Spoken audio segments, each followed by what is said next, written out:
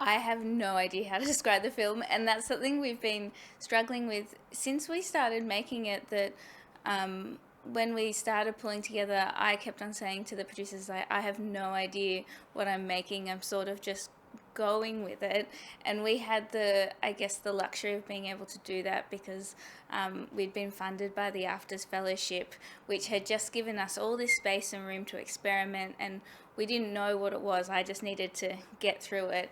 And so these days I think I say that it's something between a film and kind of a history.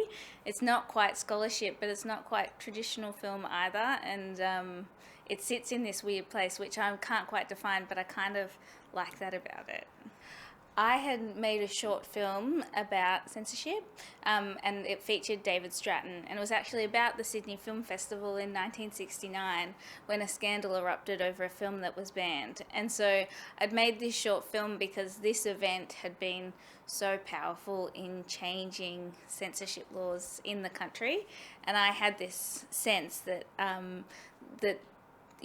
that something should be done, a larger thing about censorship. So I made this little film with David Stratton, and then I went on this bigger journey to work with this archive. I had a very patient editor. We worked on it on and off for about a year together.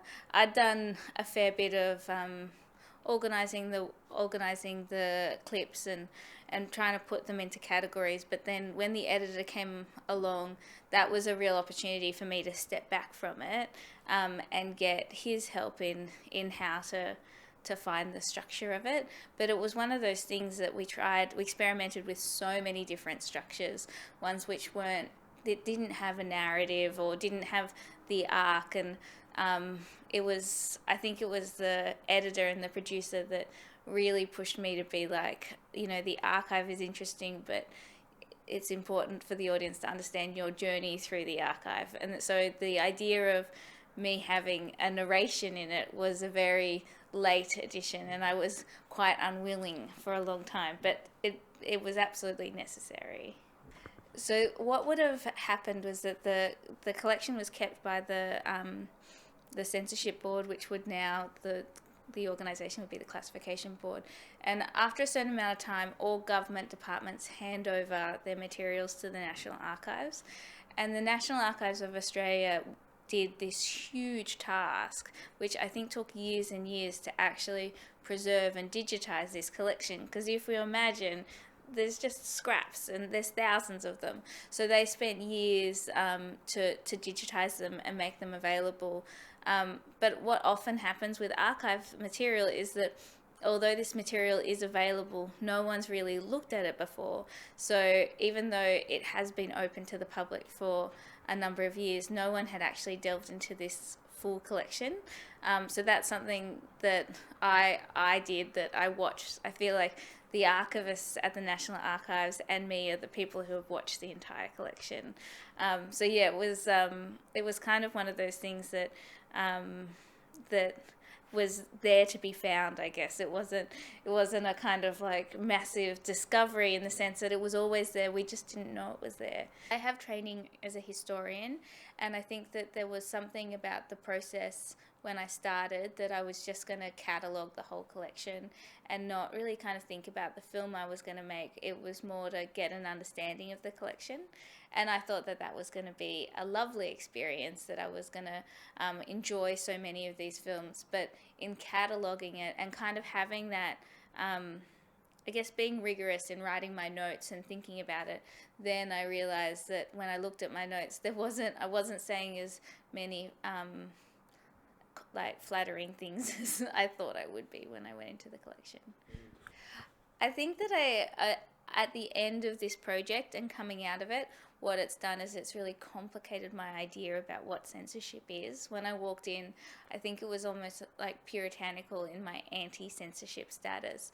But then you watch this collection and you engage with it, and I mean, one of the things I found, that I had visceral reactions to these clips, and then I found myself identifying or empathizing with censorship, even though, like, philosophically I found it so abhorrent. And so it really complicated that feeling for me, and I thought that that was a really interesting thing for audiences to engage with, because we often think, as particularly of us in the arts, as censorship is something like as bad and something that we don't really think about and we don't interrogate.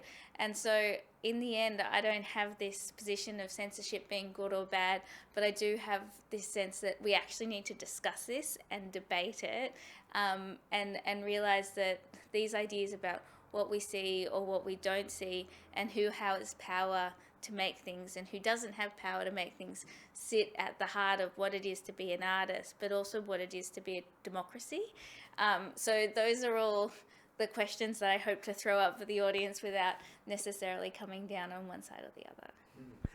The issue of censorship seems to come up and be its most potent when we're talking about new technologies, because at the time in the 60s, cinema was the dominant way that people watched entertainment, and then it was also it was newish technology about how to regulate, and so that the censorship debates lies at the heart of that. And now we're in the internet age, and so we're not talking so much about censorship of films anymore, but we are talking about the censorship of the internet. And there's similar ideas, that we're talking about government regulation of material, but censorship on the internet is largely about corporate control of information. And so there is concerns about censorship always persist in our society. It's whatever technology is new and causing us to confront these issues. So I'm so interested about seeing that film. And also, there's